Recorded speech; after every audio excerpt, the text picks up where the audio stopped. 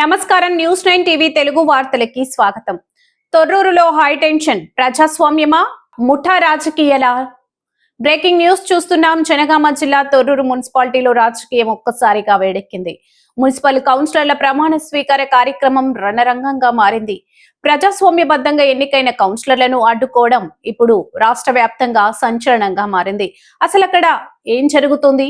MP goondaism చేస్తున్నారా లేక ఇది అధికార దుర్వినియోగమా? పూర్తి వివరాలు ఇప్పుడు చూద్దాం. అధికారం అండతో అరాచకమా?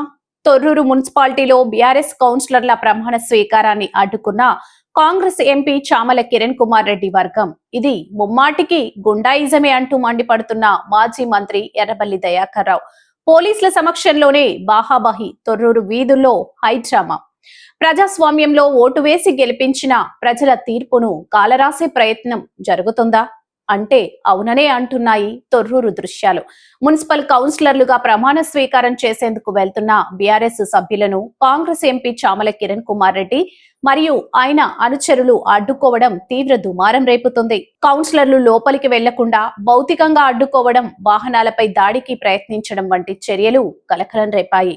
మాజీ మంత్రి ఎర్రబెల్లి దయాకర్ రావు స్వయంగా కౌన్సిలర్లకి అండగా నిలిచి కాంగ్రెస్ శ్రేణులను ప్రతిఘటించారు. అధికారం ఉందని అరాచకాలు చేస్తే చూస్తూ ఊరుకోమంటూ ఆయన హెచ్చరించారు. శాంతి భద్రతలను కాపాడాల్సిన పోలీసులు అధికార పార్టీ ఒత్తిళ్లకు తలొగ్గి మౌన ప్రేక్షకులుగా మిగిలిపోయారని ప్రతిపక్షాలు ఆరోపిస్తున్నాయి.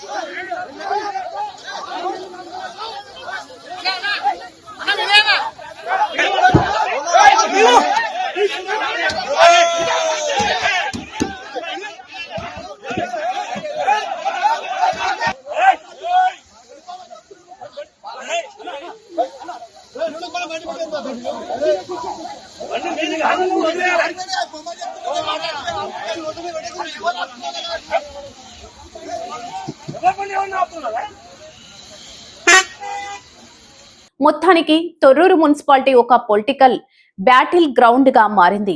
ఒక ఎంపీ స్థాయిలో ఉండి కౌన్సిలర్లను అడ్డుకోవడం ఏంటని రాజకీయ విశ్లేషకులు ప్రశ్నిస్తున్నారు.